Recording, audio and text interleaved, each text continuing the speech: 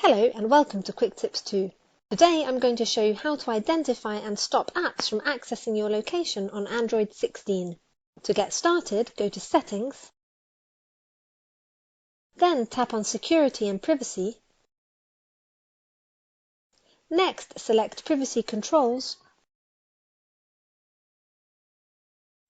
After that, tap on Location Access.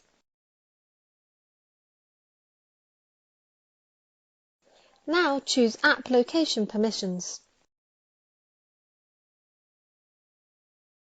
Here you'll see a list of apps that have access all the time, apps that access your location only while in use,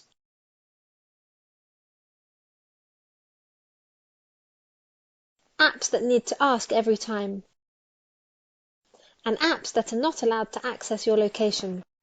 For example, I'll select one of the apps under Allowed Only while in use.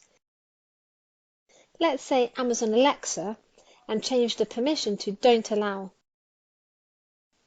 You can follow the same steps for any other apps you'd like to manage. If you have any questions, please leave a comment below the video. With Quick Tips 2, knowledge has no limits.